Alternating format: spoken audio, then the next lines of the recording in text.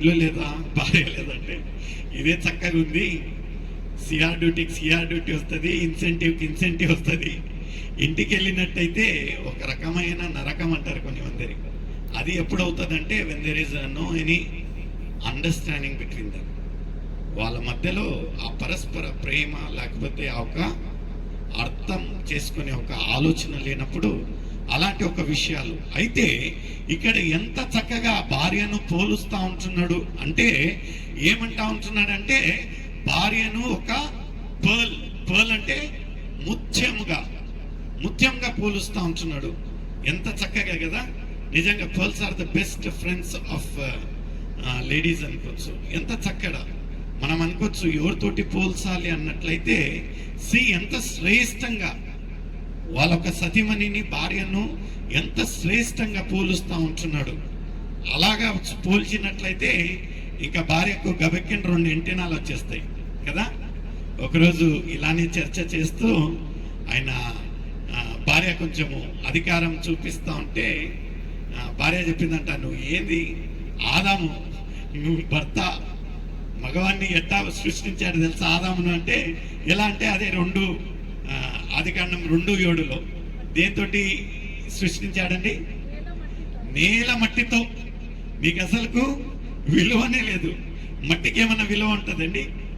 ఇప్పుడైతే మట్టి నొక్క అమ్ముకుంటా ఉంటారులేండి, అది తర్వాత విషయం. ముందు మట్టి కుంక విలువ లేదంటే ఆమె ఎంత డీగ్రేడ్ చేస్తూ ఉంటున్నదంటే, ఏమంటా ఉంటున్నదంటే, నన్ను మాత్రము నీ యొక్క పక్కటి ఎముకతో చేశారు, నాకన్నా కొంచెం విలువ ఉంది, ఎందుకంటే బోన్ మ్యారో వీటన్నిటికి విలువ ఉంది, కానీ నీకేం విలువ ఉందయ్యా అంటే అప్పుడు భర్తకు ఆలోచన, ఏం చేయాలి? నన్ను చూస్తే బైబిల్లో ఇంకా అంత క్లియర్గా రాసి పెట్టుండరు. దేంతో చేశారంట? నేల మట్టితో, దుమ్ముతో అయితే ఆ ఒక భర్త ఏం చేశాడంటే టు డిఫెండ్ హిమ్సెల్ఫ్ ఒకే ఒక మాట చాలా చక్కగా మాట్లాడాడు. ఏం మాట్లాడాడంటే, నీకు మట్టిలో ఉండే ఒక గుణగణాలు తెలుసా? దాంట్లో ఉండే ఒక శ్రేష్టత్వం తెలుసా? Do you know what all minerals we get from the soil? అంటే అందులోంచి మనకు ఎలాంటి మినరల్స్ వస్తాయి తెలుసా నీకు? మట్టిలో ఒక సృష్టిని, ఒక చెట్టును లేకపోతే ఒక చిన్న ప్లాంట్ రావాలంటే మట్టి కావాల్సి వస్తుంది, దానికై అది రాదు.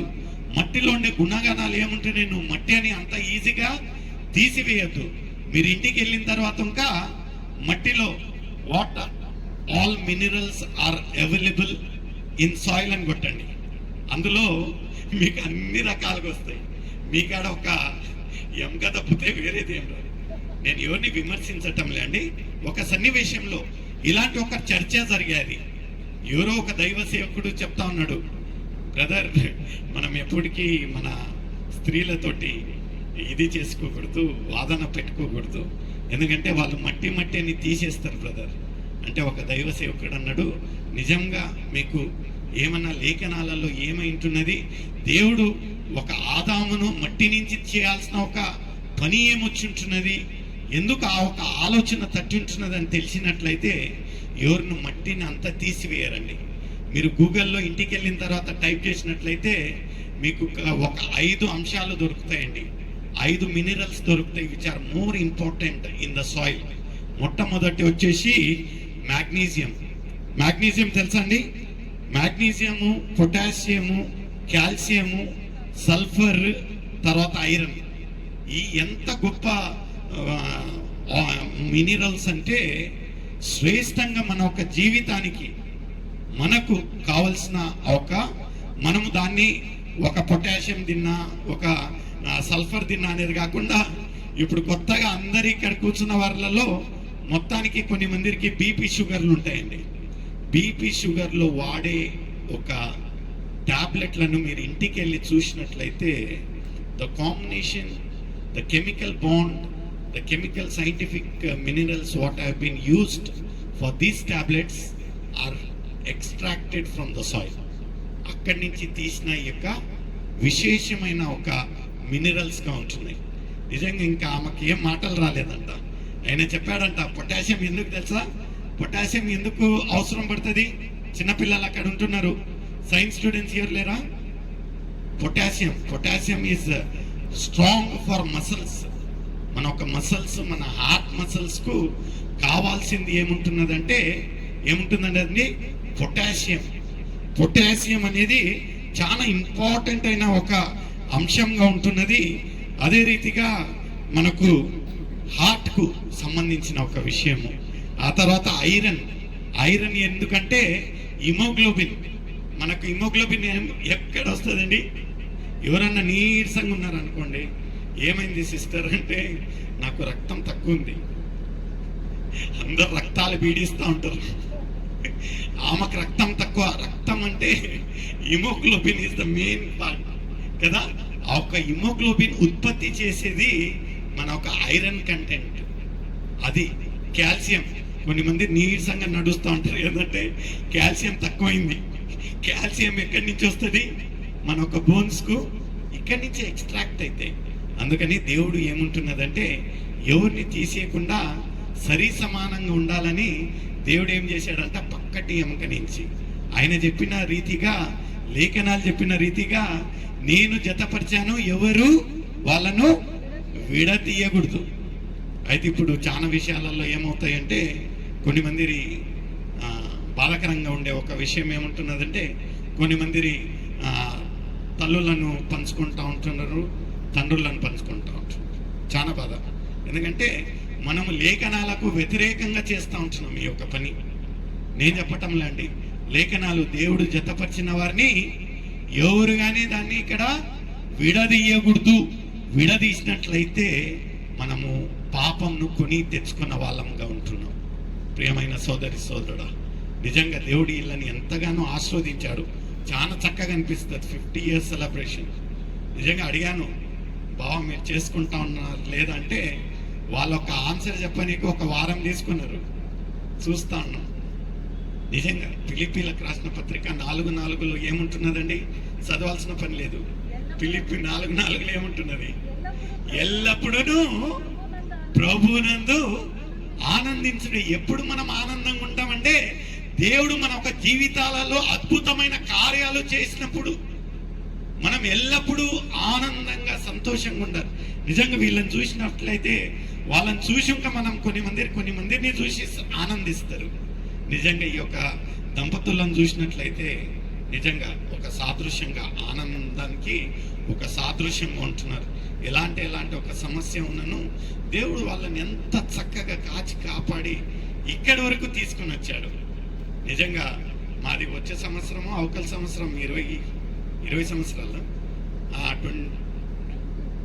19 వచ్చే సంవత్సరం 19 అవకల. పోయిన సంవత్సరము మా శాము ఎంత చేసిండని 25 years. దేవునికి స్తోత్రం. దాంట్లో సగం చేసేదానికే తల ప్రాణం ఎక్కడొస్తుంది?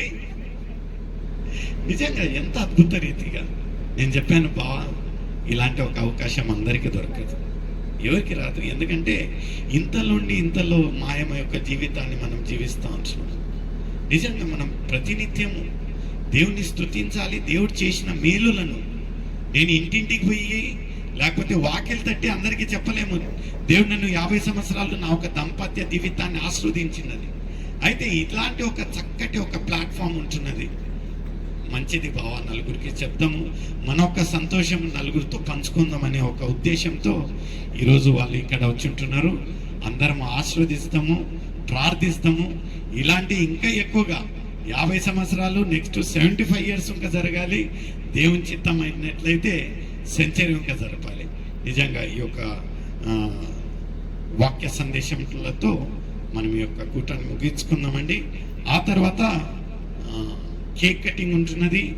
ఆ తర్వాత వధువరులు అంటే ఎక్స్చేంజింగ్ ఆఫ్ గార్లెండ్స్ ఉంటున్నది.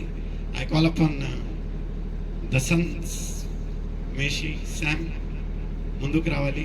నవీన్ ఉన్నట్లయితే నవీన్ ఇంకా ముందుకు వచ్చినట్లయితే మనము ముందు జరిగే కార్యక్రమంలో వెళ్దామండి. అంత లోపల ఒక చిన్న మనకందరికీ ఒక అడ్వైజింగ్ వర్డ్. ఈ యొక్క 50 సంవత్సరాలు ఎలా జరిగేది, దాని సీక్రెట్ ఏముందో ఒక 2 నిమిషాలు బావగారు అక్క ఎవరన్నా మాట్లాడినట్లయితే మనం కాపీ కొడతామని కాదండి, మనకొక సక్సెస్ మెట్టుగా ఉంటుంది. ఎలా బావా 50 సంవత్సరాలు ఎలా మీరు జరుపుకున్నారు మీ యొక్క జీవితాన్ని? ఒక 2 మాటలు మాట్లాడాలని నేను కోరుతున్నాను. ఎవరైనా మాట్లాడండి బాబు. ఒక 2 మాటలు ఏం చేసి దేవునికి కృతజ్ఞతగా ఒక మాట.